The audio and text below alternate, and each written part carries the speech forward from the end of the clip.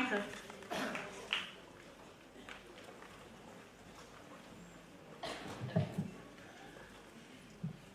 धन्यवाद डॉक्टर सुरेखा। मान्यवर मित्र दर्शन रत्न ब्राह्मण जी, यहाँ उपस्थित दोस्तों और साथियों, मैं इसे अपनी खुशनसीबी मानता हूँ कि दर्शन रत्न ब्राह्मण जी ने मुझे और मुझ जैसे कुछ और लोगों को इस समाज में शामिल कर लिया है।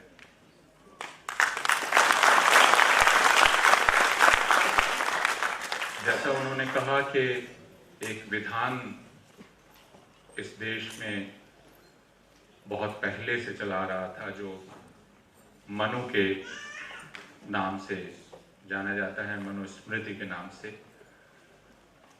अगर उस विधान का पालन करें तो कोई किसी को अपने समाज में शामिल नहीं कर सकता। इसकी इजाजत इंसानों को नहीं है। यह छूट मुझे या आपको नहीं है कि मैं आपको अपने बगल में बिठा सकूं।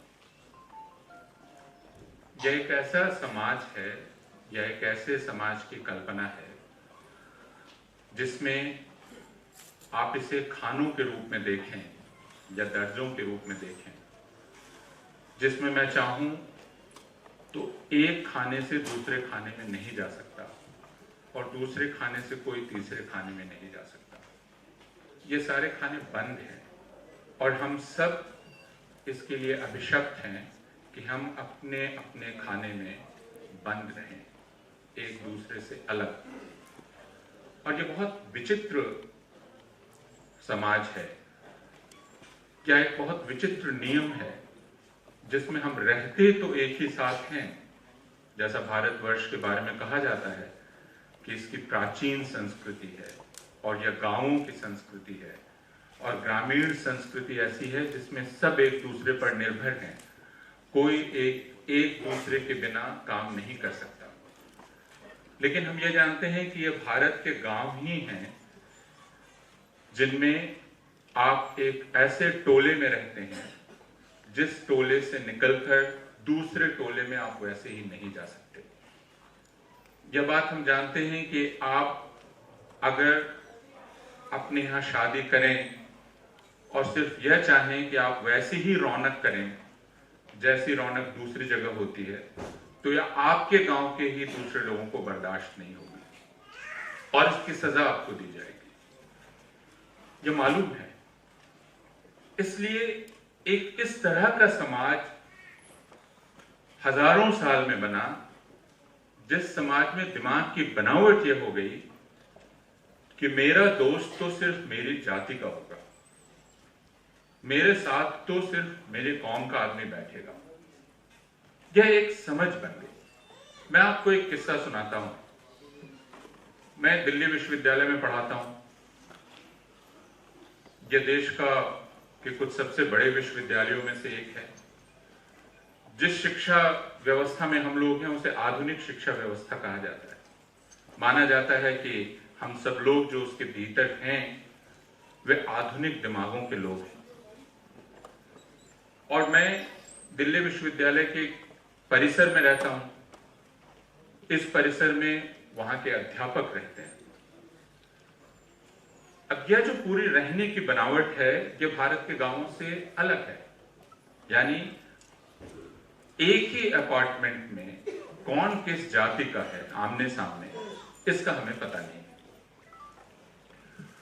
लेकिन मैं जब एक शाम उतरा टेम्पो से और सीढ़ी चढ़ने को हुआ तो सब एक महिला मेरे पास आई। बहुत खुश होकर उन्होंने मुझे नमस्कार किया और कहा कि आप फलां हैं। मैंने कहा जी, पहली बार मुलाकात हो रही थी। दिल्ली में अक्सर होता है कि आप अगल बगल के फ्लैट में रह रहे हैं और 2 साल बाद एक दूसरे का चेहरा देख रहे हैं। तो उन्होंने बहुत खुश होकर कहा कि मैं भी वही हूं जो आप हैं। तो मेरी समझ में नहीं आया जब उन्होंने ये कहा कि मैं भी वही हूं जो आप हैं। मैं इस वही का उच्चारण नहीं कर रहा हूं क्योंकि ये एक जाति सूचक नाम था। उनको ऐसा भ्रम था कि मैं उन्हीं की जाति का हूं, और उनके चेहरे पर जो खुशी थी उस खुशी को मैं समझने की कोशिश कर रहा था, क्योंकि हमारी मुलाकात कभी नहीं हुई, हम एक दूसरे के सुख दुख में कभी शामिल नहीं हुए, लेकिन उनको किसी तरह यह पता चला कि मैं उसी जाति का हूं जिस जाति की वह है। तो सिर्फ यह पता चलने से उन्हें मुझसे एक लगाव का अनुभव हुआ, और यह बड़ी विचित्र बात थी, क्योंकि जब तक मैं आपके किसी सुख दुख में नहीं हूं, मेरा आपके साथ उठना बैठना नहीं है, आना जाना नहीं है, तो मैं आपको देखकर खुश या दुखी कैसे हो सकता हूं? उदासीनता ही रह सकती है। लेकिन यह सिर्फ इसी देश में हो सकता है कि यह मालूम होने पर कि आप मेरी जाति के हैं, आपसे लगाव का अनुभव होने लगे। अब इस जाति का वैज्ञानिक आधार क्या है, यह आज तक कोई बता नहीं सका। इसलिए मैं अपने छात्रों को हमेशा यह कहता हूं कि जब कोई कहता है उच्च जाति, तो उसके पहले कहिए तथाकथित उच्च जाति, और जब कोई कहता है निम्न जाति, तो ये कहिए कि जैसा कि लोग कहते रहे हैं, ये पहले कहिए, क्योंकि न तो उच्च जाति जैसा कुछ है, न निम्न जाति जैसा कुछ है। मनुष्य समान पैदा हुए, लेकिन यह जो ऊंच नीच की भावना और दर्जाबंदी है, इसके पीछे अगर बहुत ध्यान से देखें, और इस बात को एक शख्स ने अपने अध्ययन से स्पष्ट किया, और शख्स का नाम है पी साईनाथ। मैं आपसे अनुरोध करूंगा कि पी साईनाथ के लेख जहां भी मिले आप उसे जरूर पढ़ें, उन लेखों को। आज रात मुझे यह पता चला कि शायद 7 बजे या 7:30 बजे वो फेसबुक पर लाइव आने वाले हैं, यह बतलाने के लिए कि किसानों की क्या हालत है। तो अगर यह पर्व समाप्ति पर हो, कुछ लोग छुट्टी पर हो, तो वो फेसबुक लाइव जरूर देखें पी साईनाथ का।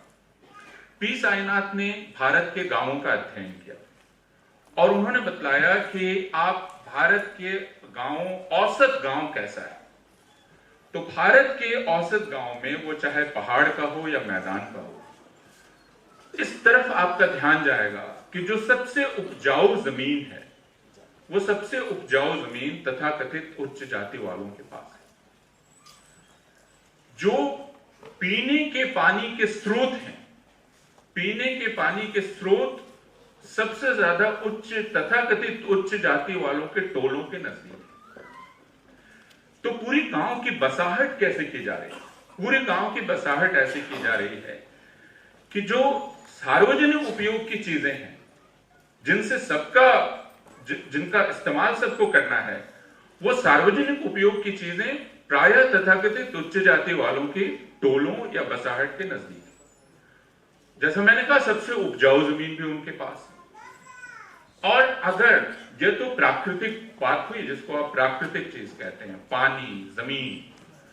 लेकिन दूसरी तरफ जो चीजें हम बनाते हैं, जैसे पंचायत घर, जैसे स्कूल, या इस तरह की दूसरी सुविधाएं जो फिर गांव के सब लोग इस्तेमाल करते हैं, वे भी ज्यादा से ज्यादा तथाकथित उच्च जाति वालों के टोलों के नजदीक है।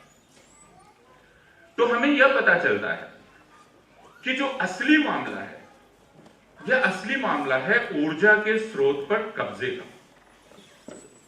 ऊर्जा के स्रोत किसके कब्जे में रहेंगे? ऊर्जा के स्रोत पानी, जमीन और दूसरी तमाम चीजें। तो तथाकथित उच्च जाति के लोगों का यह दावा है कि यह प्राकृतिक रूप से उनके हैं, और जब जिन्हें निम्न जाति कहकर उन स्रोतों से दूर रखा गया, वे उन पर दावा पेश करने चलते हैं, तो उन पर लाठियां पड़ती हैं, उनके सर फोड़े जाते हैं, उन पर गोलियां चल जाती हैं। ये ऊर्जा के स्रोत का मामला है। दूसरा, जैसा मैंने कहा कि जब जो सार्वजनिक उपयोग की चीजें हैं, जो हम बना रहे हैं, उन पर भी कब्जा, उन पर प्रभुत्व उनका होना चाहिए। इसलिए गांव में शहर से जुड़ने वाली सड़क, वो सड़क उच्च जाति के टोले से मिलनी चाहिए। प्रायः तथाकथित निम्न जाति के टोले जो होते हैं, वो इतने बंद होते हैं, उनकी गलियां इतनी सकड़ी होती हैं, हम लोग जिनको शहर में रहने की आदत हो गई और शहर में ही रहने वाले हैं, हमें दुर्भाग्य से गांव में जाने का मौका कब मिलता है? जब इस तरह का कोई हत्याकांड होता है, जब इस तरह का कोई अत्याचार होता है, और तब जब आप पहुंचते हैं, वो गोहाना हो या झज्जर हो या कोई भी ऐसी जगह हो जहां दलितों को पीटा गया, मारा गया, हत्या कर दी गई, और जाकर आप जब उनके टोले देखते हैं तो आपकी आंखें खुली रह जाती हैं, क्योंकि आपकी आदत गांव को, जैसा भारतवर्ष में कहा गया, आदर्श मानने के लिए। और तब यह पता चलता है कि यह एक तरह की साजिश है। यह साजिश है क्योंकि अगर आप दलितों या तथाकथित निम्न जाति के टोलों को देखेंगे तो उससे पता चलता है कि ये इस किस्म के घर हैं, इतने छोटे घर जिनमें आप सर झुकाकर ही घुस सकते हैं। दिल्ली में भी बवाना जैसी जगह पर आप चले जाइए और वहां वैसे घरों को देखिए जो दलितों के घर हैं, इतने छोटे जिनमें आप सीधे नहीं घुस सकते हैं। यह पूरी बनावट ऐसी है जिसमें एक बड़े समुदाय को रीढ़ की हड्डी उसकी झुका देने की साजिश की गई। वो झुक के घुसेगा, वो तंग रास्ते से गुजरेगा, वो कभी भी खुल के नहीं चल सकेगा, उसकी बाहें नहीं खुल के चल सकेंगी, वो सीधे नहीं रहेगा। ये एक साजिश है, झुका कर रखने की, तंग नजर बना देने, बंद घर, अंधेरे घर। और ये पूरी लड़ाई, जिस लड़ाई की तरफ इशारा शुरू में किया गया, अभी के वक्तव्य में किया गया, यह इस तंग नजरी से निकलने का है, यह इस झुकी हुई रीढ़ को सीधा कर देने का है।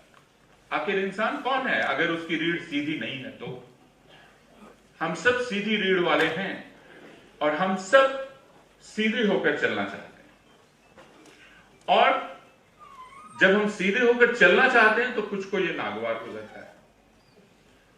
इसीलिए मनु का विचार मनुष्यता के विचार का विरोधी विचार, क्योंकि मनुष्य अगर दूसरे प्राणियों से अलग है तो वह इसलिए अलग है कि उसके एक रीढ़ की हड्डी है और वह सीधा पड़ा है। लेकिन वह सिर्फ कारण नहीं है, जैसे होमो इरेक्टस कहते हैं, वो होमो इरेक्टस है, लेकिन वो होमो सेपियन है। और उसके साथ तीसरी बात यह है कि वह खुद अपने लिए सोच सकता है, वह इसकी इजाजत किसी को नहीं देता। यहां बैठा हुआ हर शख्स, हर औरत और हर मर्द, और जो औरत और मर्द नहीं है वह भी, हर कोई अपने लिए खुद सोच सकता है, उसके लिए कोई दूसरा नहीं सोचेगा। और वह इसकी इजाजत किसी दूसरे को नहीं देता कि आप मेरे लिए सोच दें और मैं उसको मानता हुआ चला जाऊंगा। यह इंसान होने का लक्षण नहीं है। हम जानवरों से इस रूप में ही अलग हैं, और जानवरों से हम एक दूसरे रूप में भी अलग हैं। वो ये कि जानवर तो आदतन और जिंदा रहने के लिए बहुत सारे काम करते हैं। हम भी बच्चे पैदा करते हैं, जानवर भी बच्चे पैदा करते हैं, और वो एक तरह की प्रकृतिगत विवशता है, क्योंकि हमें अपने आप को दोहराना है। तो बच्चे पैदा करना विचार का विषय नहीं है, एक तरह से संभोग करना या बच्चे पैदा करना विचार का विषय नहीं है। दूसरी चीज, जानवर अपने आप को जिंदा रखते हैं, अपने लिए आराम पैदा करते हैं, और वह आराम पैदा करते हैं अपने लिए घोंसले बनाकर, अपने लिए रहने की जगह बनाकर। यह हर जानवर करता है, हर पक्षी करता है। बया पक्षी का घोंसला आप देखेंगे, बहुत ही खूबसूरत घोंसला होता है। मुझे पता नहीं आप में से कितने लोगों ने बया पक्षी का घोंसला देखा है। इंजीनियरिंग का कमाल है कि नहीं?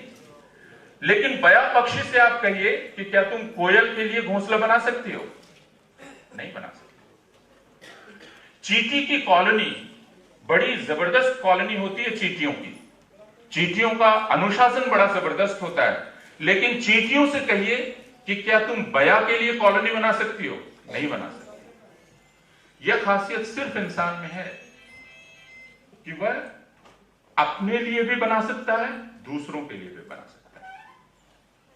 यह खासियत सिर्फ इंसान में है कि वो जो करता है उसके बारे में ठहर के सोचता है कि वह कर क्यों रहा है, उसका कारण क्या है, और क्या उसे दूसरे तरीके से किया जा सकता है। यह फर्क है हम में और जानवर में। जब मैं ये कह रहा हूं हम भी जानवर हैं, लेकिन हम में और दूसरे प्राणियों में अंतर है, तो यह मैं किसी अहंकारवश नहीं कह रहा हूं। हम सब प्राणी जगत के सदस्य हैं। पंकज जी यहां बैठे हैं और पंकज जी जैसे लोगों ने अब हमें यह समझाया है कि यह अहंकार दूर कर देना चाहिए कि पूरी प्रकृति आपके लिए बनी है। दरअसल आप पूरी प्रकृति के लिए जवाबदेह हैं, क्योंकि उसे आपने अपने अनुकूल करने के लिए नष्ट कर दिया है।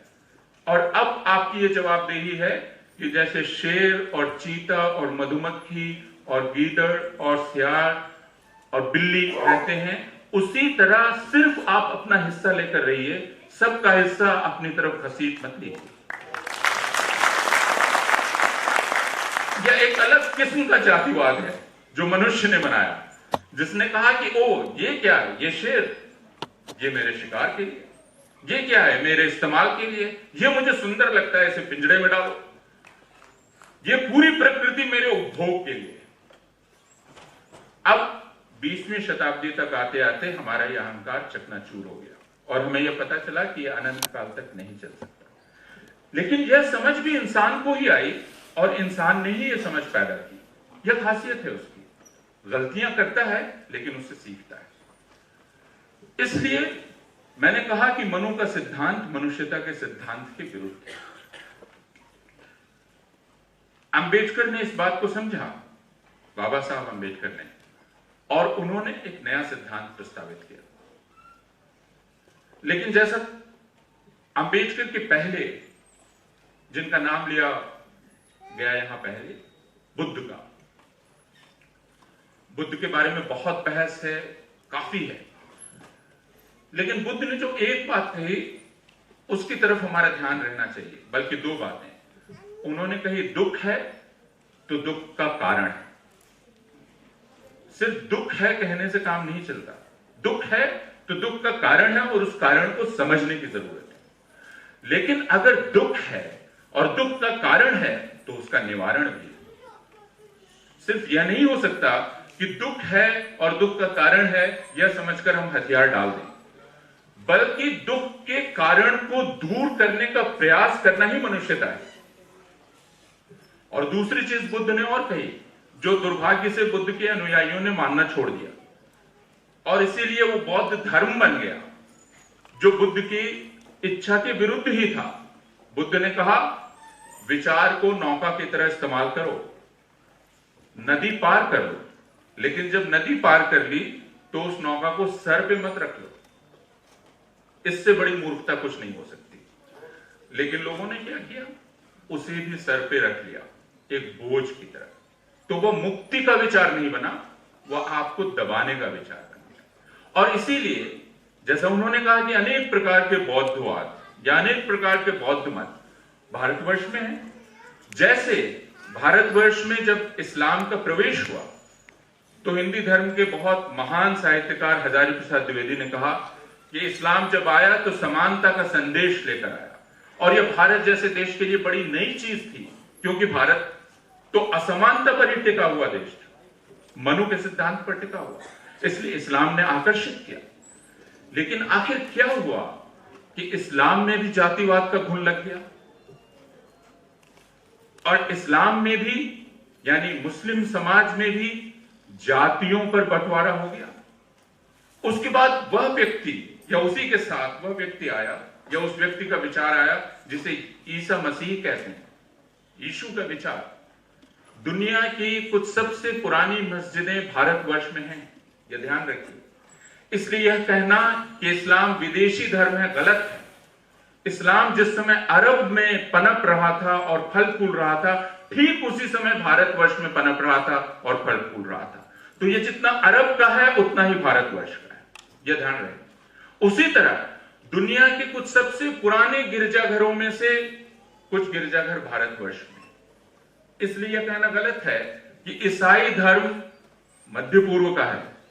ईसाई धर्म जितना मध्य पूर्व का है उतना ही भारतवर्ष का है, क्योंकि अगर एक ही समय यह फल फूल रहा है, बढ़ रहा है दो अलग अलग सांस्कृतिक परिस्थितियों में, तो यह कैसे कहा जा सकता है कि यह वहां का है और यहां का नहीं है। क्योंकि यूरोप के कुछ बड़े चर्चों के बनने के पहले भारतवर्ष में चर्च बन चुके थे। जो मध्य पूर्व की मस्जिदों की बनने के पहले भारतवर्ष में मस्जिदें बन चुकी थी। इसलिए धर्म उतने ही भारतीय धर्म हैं।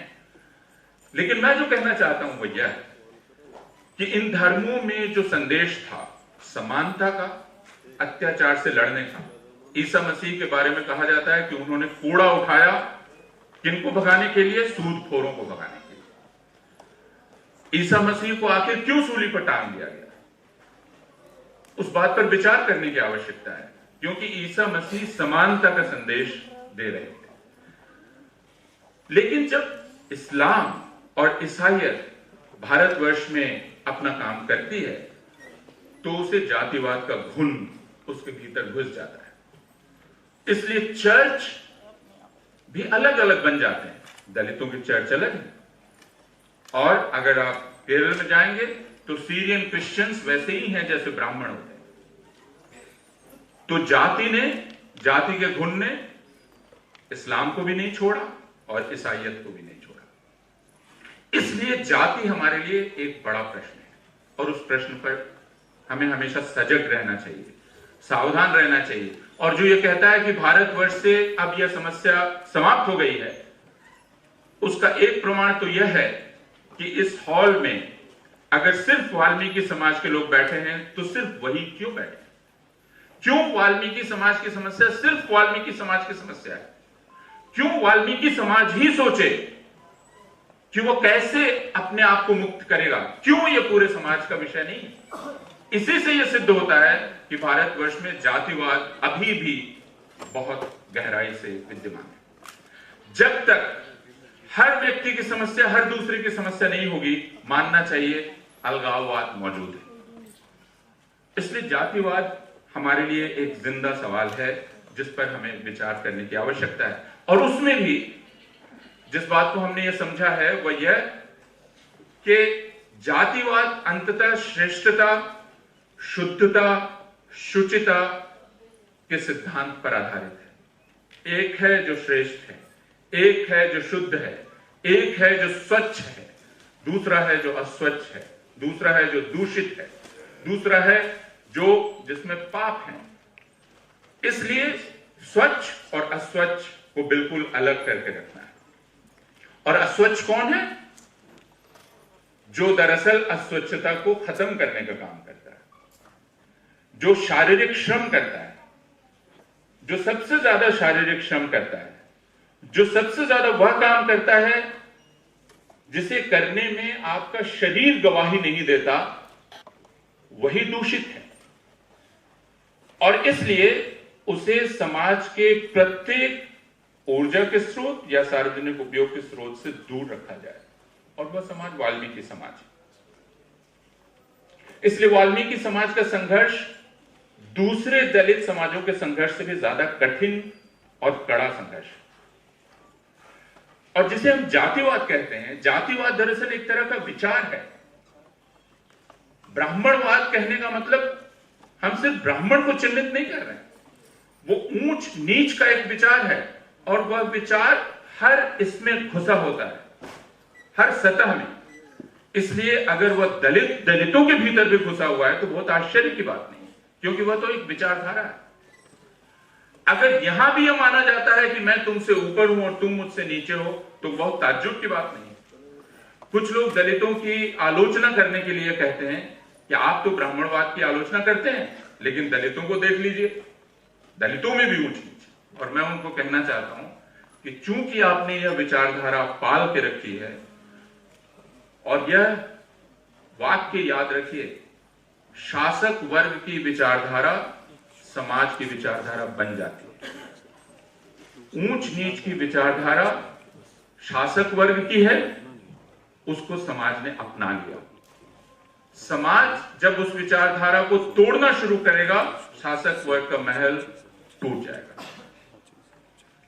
लेकिन उसको तोड़ना कठिन इसलिए है कि ऊंच नीच की इस विचारधारा से मैं कुछ सुविधाएं अपने लिए इकट्ठा करता हूं। अगर मैं इस विचारधारा पर विश्वास करना बंद करूं, इसका मतलब मैं उन सुविधाओं को छोड़ूंगा। इन सुविधाओं को छोड़ना कठिन है, और फिर साझेदारी करना कठिन है। इसीलिए जिसे रिजर्वेशन कहा जाता है, या जैसा उन्होंने आंकड़े से बतलाया दर्शन रत्न रावण जी ने, क्यों ऐसा है?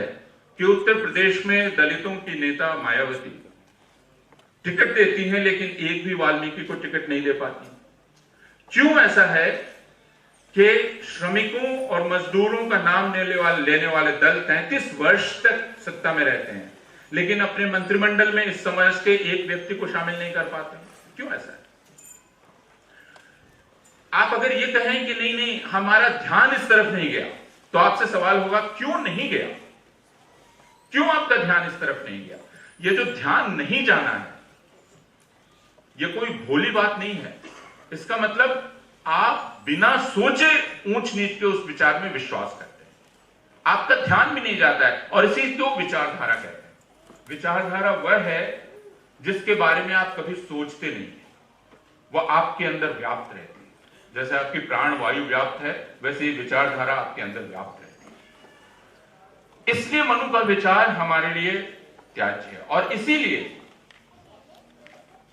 अगर आप बुद्ध की तरफ जा रहे हैं, अगर आप अंबेडकर की तरफ जा रहे हैं, या अगर आप मार्क्स की तरफ जा रहे हैं, तो देखना यह पड़ेगा कि ये सब हमें इस ऊंच नीच के भेदभाव से निकालने में कितनी मदद करते हैं।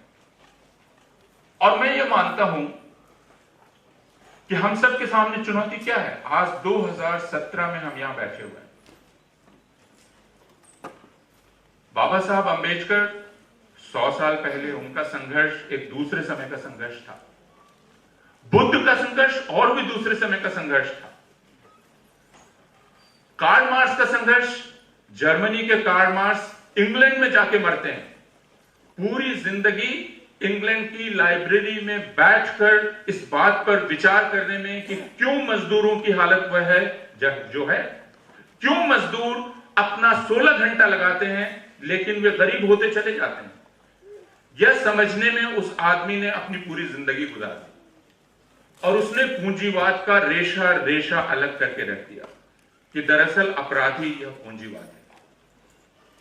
जर्मनी में पैदा हुए, हर देश से निकाले गए।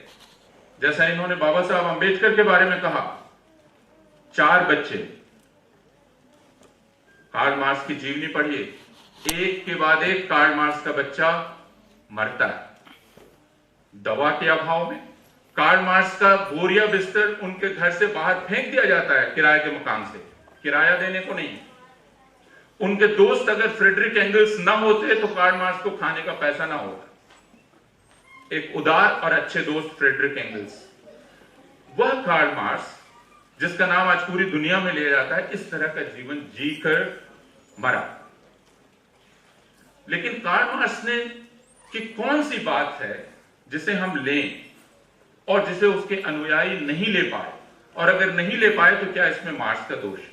मैं सिर्फ यह आपके सामने प्रस्तावित कर रहा हूं। कार्ल मार्क्स ने एक बात कही और वो मैं थोड़े सरल शब्दों में आपके सामने पेश कर रहा हूं। कार्ल मार्क्स ने यह कहा, हम सब पैदा एक तरह के होते हैं। हम सबके पास किस तरह की ताकत है? हमें सूंघने की शक्ति है, स्वाद लेने की शक्ति है, सुनने की शक्ति है, देखने की शक्ति है। ये सारी शक्तियां हमारे पास हैं, जिसको हम इंद्रियां कहते हैं। ये हमारी इंद्रियां हैं। स्पर्श इंद्रिय है, घ्राण इंद्रिय है, इस तरह की इंद्रियां हैं, 5 इंद्रियां हैं, सब लोग जानते हैं। उसके अलावा ज्ञान इंद्रिय, आप उसकी बात अलग करें। मार्क्स ने कहा कि यह जो शक्ति है हमारी, सबके पास है, लेकिन दुर्भाग्य है कि समाज के 90% से ज्यादा लोगों में ये जो शक्तियां हैं, ये शक्तियां फल फूल नहीं पाती। इसको एक दूसरे ढंग से समझें। हम सब सुनते हैं, बहुत सारे लोग हैं जो हनी सिंह का गाना सुन के ही मस्त हो जाते हैं। हनी सिंह का नाम नौजवानों में से कई लोगों ने सुना होगा, गाने बजते रहते हैं ना हनी सिंह। और बहुत कम लोग हैं जो भीम सिंह जोशी का गाना सुनकर उसका आनंद ले पाते हैं, किशोरी अमोनकर का गाना सुनकर आनंद ले पाते हैं, रविंद्रनाथ ठाकुर के संगीत की बात इन्होंने कही। बहुत कम लोग हैं जो उस संगीत का आनंद ले पाते हैं। सुन तो मैं भी रहा हूं और सुन आप भी रहे हैं। आप रविंद्र संगीत का आनंद ले पा रहे हैं, मैं नहीं ले पा रहा हूं। मैं सिर्फ एक शोर शराबे वाले गाने का आनंद ले पाता हूं। तो मेरे सुनने की ताकत आपके सुनने की ताकत से कम है। लेकिन क्या ये इस वजह से है कि मुझ में कुछ खूबी है और आप में नहीं है? ऐसा नहीं है। मैं भी देखता हूं और आप भी देखते हैं, लेकिन अगर मुझे दिल्ली की किसी आर्ट गैलरी में ले जाया जाए और एमएफ हुसैन के चित्रों के सामने खड़ा कर दिया जाए या गायतोंडे के चित्रों के सामने खड़ा कर दिया जाए जो भारत के बहुत बड़े पेंटर हैं, या पिकासो के चित्रों के सामने खड़ा कर दिया जाए, तो मुझे लगेगा कि ये आड़ी तिरछी लकीरें क्या है। देख मैं भी रहा हूं, लेकिन शबनम हाशमी भी वहां आती है और वो खड़ी होकर देखती रहती है और आनंद उठाती रहती है। देख वो भी नहीं, वो क्यों आनंद उठा पा रही है और मैं क्यों नहीं उठा पा रहा? मेरे पास वो निगाह क्यों नहीं है जो उनके पास है? क्या यह दोष मुझ में है और क्या यह उनकी खूबी है? कार्ल मार्क्स ने कहा ऐसा नहीं है। ऐसा इस वजह से है कि ये जो लोग हैं जिनकी ये शक्तियां घट गई हैं या जिनकी ये शक्तियां मुरझा गई, जिनकी ये शक्तियां पनप ही नहीं पाई, ये वो लोग हैं जो सिर्फ जीने के सबसे निचले स्तर पर रखे जाते हैं। और इसको भारतवर्ष में वाल्मीकि समुदाय से ज्यादा और अच्छी तरह कौन समझ सकता है, जिसको सिर्फ जिंदा रखा गया। कार्ल मार्क्स ने कहा कि ये वो लोग हैं जिनको सिर्फ जिंदा रहने की इजाजत है ताकि वो बाकी लोगों के लिए शारीरिक श्रम कर सके। न तो वे उनके छूने का जो एहसास है वो पूरी तरह से खिला, न उनकी जीभ का स्वाद का जो एहसास है वो पूरी तरह से खिला। जूठे बिनकर जो खाते रहे, जो गाय के गोबर से गेहूं निकालकर धोकर उसके बाद उसकी रोटियां बनाकर खाते रहे। आप उनसे पूछिए 56 प्रकार के पकवान का स्वाद क्या होता है। आप उनसे कहिए कि आपको तो स्वाद ही नहीं मालूम, आपकी जीभ मोटी और पथरीली जीभ है। मार्क्स ने कहा यह अपराध उसका नहीं है। अगर उसकी ये सारी इंद्रियां मुरझा गई हैं तो यह अपराध उस व्यवस्था का है, उस निजाम का है जिसने उसको उस हालत में रखा है कि वह सिर्फ इंसान नजर आता है, इंसान नहीं। और इसलिए मार्क्स ने कहा कि लड़ाई इसकी है कि मैं अपनी इंसानियत को हासिल करूं। मेरी इंसानियत तुमने मुझसे छीन ली है, मैं उसे वापस हासिल करना चाहता हूं। यही तो वाल्मीकि समुदाय की लड़ाई, यही तो दलितों की लड़ाई। और यह लड़ाई दुनिया में अलग अलग जगह अलग अलग तरीके से लड़ी गई। अफ्रीका में, अमेरिका में कालों ने यह लड़ाई लड़ी। पूरी दुनिया में लड़ाई औरतों ने लड़ी, जिनको कहा गया कि तुम पूरा इंसान हो ही नहीं। मुझे याद है आंध्र प्रदेश के एक रिटायर्ड हाईकोर्ट के जज ने मुझे 15 साल पहले कहा कि आपको यह मालूम है मर्द के दिमाग का वजन ज्यादा होता है, औरत के दिमाग का वजन कम होता है, इसलिए औरत बेवकूफ होती है और मर्द अक्लमंद होता है। मैंने उनसे कहा कि किस क्लास में, किस स्कूल में? लेकिन अब हमें पता चल रहा है कि वो अकेले जज नहीं थे। कल एक जज साहब ने कहा है कि गाय ईश्वर के समान होती है। सुबह प्रातः काल उठो तो गाय का स्मरण करो, रात को सो तो गाय का स्मरण करो। आपको सोते जागते गाय ही गाय नजर आनी चाहिए, नहीं तो फिर आप विधर्मी हैं। तो ऐसे जज बहुत हैं। एक जज साहब ने अभी कहा है कि मोर और मोरनी आपस में मिलते ही नहीं, मोरनी मोर का आंसू चुन लेती है और फिर दूसरे मोर पैदा होते हैं। तो जजों की महिमा अपरंपार है, उनके बारे में कुछ कहने से जेल जाने का खतरा है, इसलिए बहुत ज्यादा उनके बारे में ना कहा जाए। और आप लोग भी बाहर रिपोर्ट मत कीजिएगा, यूट्यूब पर ये सब बात मत डालिएगा, वरना मुझे अगले दिन रावण जी को कहना पड़ेगा कि जमानत वगैरह लेकर आइए। लेकिन मैं यह कहना चाहता हूं कि संघर्ष हमारा यह है और हमारे सामने चुनौती यह होगी यहां बैठे हुए हर आदमी के लिए। और मैं यह मानता हूं कि दर्शन रत्न रावण जी ने यह जो पूरा अभियान शुरू किया है, यह अभियान शुरू किया है हर व्यक्ति को उसकी आजादी देने के लिए। हम बैठ के नारे लगा सकते हैं, लेकिन जब हम नारे लगाएं तो वो एक समवेत स्वर होता है, उस समवेत में शामिल होना बहुत अच्छा लगता है। लेकिन समवेत में शामिल होने का मतलब यह नहीं है कि आपके सोचने का जिम्मा कोई और ले लेगा। आप अगर नारा लगाती हुई भीड़ में तब्दील हो जाएंगे, उससे खतरनाक बात कुछ नहीं होगी। और मुझे सबसे अच्छा यह लगा है कि सबसे ज्यादा जोर इस समाज का शिक्षा पर है। वह सिर्फ इसलिए नहीं है कि हम सरकारी नौकरियों में चले जाएंगे, वह इसलिए है कि शिक्षा हमें आजाद करती है। वह इसलिए है कि शिक्षा ही हमें यह बल देती है कि मैं अपना दोस्त चुन सकूं, और वह दोस्त मेरी तरह का ना हो, वह दोस्त अलग तरह, वह दोस्त अलग परिस्थिति का हो। मुझे उससे डर ना लगे, मैं उसके बगल में बैठूं और मैं उसे समझने की कोशिश करूं। मैं जब यहां आऊं तो मुझे माहौल अजनबी लगे, लेकिन इस अजनबी माहौल में जाते हुए मुझे यह ना लगे कि मुझ पर दबाव डाला जा रहा है, मुझ पर कोई जोर जबरदस्ती की जा रही है, मुझे अपनी तरह बनाने की कोशिश की जा रही है। कोई भी किसी को अपनी तरह बनाने की कोशिश ना करे, यह आदर्श समाज। और मैं मानता हूं कि आप जिस शिक्षा की बात कर रहे हैं वह यही है। और इसीलिए बहुत सरल शब्दों में जिस बात को यहां कहा रावण जी ने राष्ट्रवाद के बारे में, मैं वह कहते हुए अपनी बात रोकूंगा। वह यह कि आज एक डंडा चलाया जा रहा है इस देश में, वह डंडा राष्ट्रवाद का है। वह डंडा ऊंचा और ऊंचा और ऊंचा होता चला जा रहा है, और वह डंडा हर किसी पे चला दिया जाता है। अगर वाल्मीकि समाज अपनी मांग उठाकर जुलूस निकालेगा तो कहा जा सकता है आप राष्ट्र विरोधी। किसान अपनी मांग कर रहे हैं, उनको कहा जा रहा है वो राष्ट्र विरोधी हैं। छात्रों ने अपनी मांग की, उनको कहा गया राष्ट्र विरोधी हैं। कहा जा रहा है राष्ट्रवाद ही एकमात्र धर्म है। और मुझे यह देखकर बहुत ही प्रसन्नता हुई, सुखद आश्चर्य था। और उस आश्चर्य में मैंने पूछा, सिर्फ इसलिए नहीं कि रविंद्रनाथ ठाकुर की दाढ़ी और हमारे दर्शन रत्न रावण जी की ये जो श्वेत धवल दाढ़ी है, दोनों एक दूसरे में मिल रही है, इसलिए कि रविंद्रनाथ ठाकुर को शायद ही अब कोई अपने बैनर पे जगह देता है। और मैं इसलिए आपको धन्यवाद देना चाहता हूं, इसलिए नहीं कि मैं उनकी बिरादरी का हूं यानी लेखक हूं, इसलिए कि आपने राष्ट्रवाद के सबसे बड़े आलोचक को अपने बैनर पे जगह दी।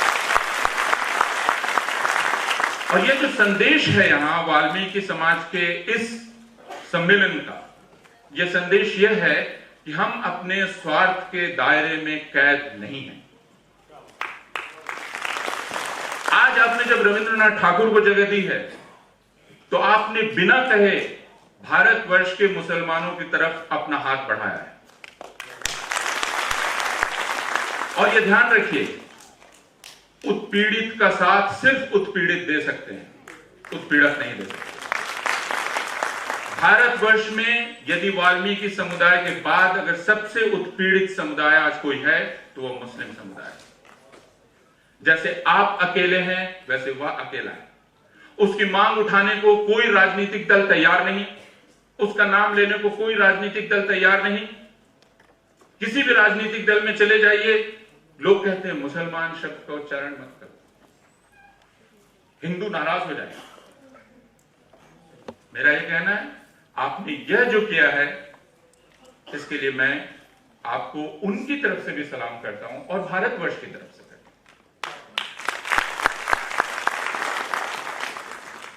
राष्ट्रवाद को रविंद्रनाथ ठाकुर ने एक बीमारी कहा था। यह एक बीमारी है, यह हमें कैद करती है। राष्ट्र एक विचार है, और एक स्वस्थ विचार वह तभी हो सकता है जब वह हमें यह शक्ति पैदा करे कि हम अपने को दूसरे के लिए खुला रखें, आपका दरवाजा कभी बंद ना हो। आखिर राष्ट्र है क्या? बहुत साधारण ढंग से इसको ऐसे समझा जा सकता है, हम सब एक साथ रहना चाहते हैं। एक साथ रहने के तरीके अलग अलग हैं, अलग अलग समय अलग अलग तरीके निकाले गए। इंसान ने एक नया तरीका खोजा जिसके लिए उसने राष्ट्र शब्द का आविष्कार किया। इस राष्ट्र के जब हम सदस्य होते हैं तो हम किसी भी धर्म के हों, हम किसी भी समुदाय के हों, और हमारी पूर्वजों की भूमि कोई भी हो, हम सब एक प्रकार के अधिकार के साथ यहां रहते हैं। हमारी संख्या कितनी भी हो,